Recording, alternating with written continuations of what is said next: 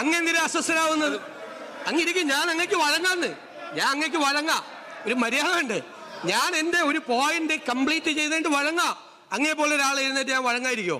ഞാൻ വഴങ്ങാം. അങ്ങ് പ്രക്ഷുബ്ധനാവല്ലേ, ശോഭിക്കല്ലേ, അങ്ങനെ ചെയ്യല്ലേ. ഞാൻ let me complete my point. I am on my legs. You don't have any right. No, to interrupt. No.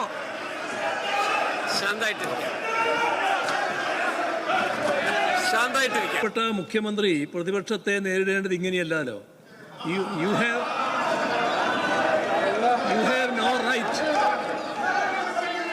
have no right എന്നാണ് പറഞ്ഞത്. അങ്ങനെയാണോ നേരിടേണ്ടത്?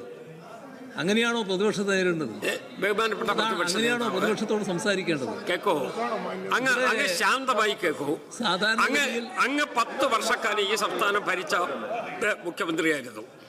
അങ്ങയുടെ ഗവൺമെന്റ് നയം അവസാനമായി പറയാനുള്ള അധികാരം അങ്ങേക്ക് തന്നെയായിരുന്നു.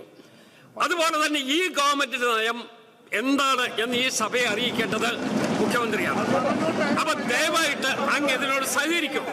വിയോജിപ്പുണ്ടാകാം, ഇല്ലെന്ന് ഞാൻ പറയുന്നില്ല. ഞങ്ങളെതിരല്ല. ഏത് ഗവൺമെന്റും ആ ഗവൺമെന്റ് നയം വിശദമാക്കണമല്ലോ. അത് മുഖ്യമന്ത്രി തന്നെയാണല്ലോ സംസാരിക്കേണ്ടത്. അതിനെയൊന്നും ഞങ്ങൾ തടസ്സപ്പെടുന്നില്ല. ഇവിടെ അദ്ദേഹം കേരളം എത്തിച്ചേർന്ന ഒരു സ്ഥിതിയെ വിശേഷത്തെ പറ്റി പറഞ്ഞു. അതാണ് ബഹുമാനപ്പെട്ട ബാലഗോപാൽ ചോദ്യം ചെയ്തത്. അത് CAG റിപ്പോർട്ടിൻ്റെ അടിസ്ഥാനത്തിൽ ചോദ്യം ചെയ്യാനാണ് ശ്രമിച്ചത്. അത് പറയാനാണ് അദ്ദേഹം നോക്കിയത്. ആ കാര്യത്തിൽ അദ്ദേഹം വഴങ്ങാന്ന് പറഞ്ഞിട്ട് പിന്നെ പറഞ്ഞത് യു ഹാവ് നോ റൈറ്റ് എന്നാണ്. അങ്ങനെയാണ് ഒരു സമീപനം സ്വീകരിക്കേണ്ടത്. അതാണ് പ്രശ്നം.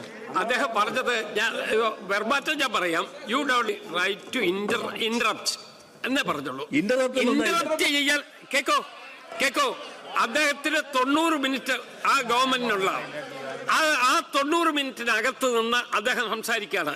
U have no right to interrupt എന്ന് പറഞ്ഞാൽ നമ്മൾ ഇന്ററപ്റ്റ് ചെയ്യുന്നതിന് അവകാശമില്ല എന്നല്ലേ പറഞ്ഞത്. അതുകൊണ്ട് ദയവായിട്ട് അത് കേൾക്കൂ. ബഹുമാനപ്പെട്ട മുഖ്യമന്ത്രി തുടരും. സർ, ഞാൻ വളരെ കൃത്യമായിട്ട് അദ്ദേഹം എഴുന്നേറ്റപ്പോൾ തന്നെ അദ്ദേഹത്തിന് വഴങ്ങാം. Let me complete my point എന്ന് പറഞ്ഞു. ഞാൻ മുഖ്യമന്ത്രി ആയി അങ്ങ് ഇവിടെ ഇരിക്കുന്ന സമയത്ത് ഞാൻ എഴുന്നേൽക്കുമ്പോൾ അങ്ങോട്ട് പറയാറുണ്ട് വഴങ്ങാം എന്ന് പറയുമ്പോൾ ഇദ്ദേഹം അങ്ങയുടെ അടുത്തിരിക്കുന്ന ഈ അംഗം ബഹളം ഉണ്ടാക്കിയതുപോലെ ഞാൻ എന്തെങ്കിലും ബഹളം ഉണ്ടാക്കിയിട്ടുണ്ടോ? അപ്പൊ ഞാനിരിക്കും. അപ്പൊ അങ്ങ് ഇരുന്ന് തരും, അങ്ങ് എനിക്ക് വഴങ്ങി ഞാൻ എപ്പോഴെല്ലാം എഴുന്നേറ്റിട്ടുണ്ട് പ്രതിപക്ഷ നേതാവായി, അന്നെല്ലാം മുഖ്യമന്ത്രിയായിരുന്നു, അങ്ങ് വഴങ്ങി തന്നിട്ടുണ്ട്. ഞാൻ വഴങ്ങാന്ന് പറഞ്ഞു. പക്ഷെ അദ്ദേഹം എന്താ ചെയ്തത്? അദ്ദേഹം നിരന്തരമായി ഞാൻ പ്രസംഗിക്കുമ്പോൾ എൻ്റെ പോയിന്റ് കംപ്ലീറ്റ് ചെയ്യാതിരിക്കാൻ വേണ്ടി ബഹളം ഉണ്ടാക്കി. അങ്ങേ പോലെ ഒരാൾക്ക് യോജിച്ചല്ല.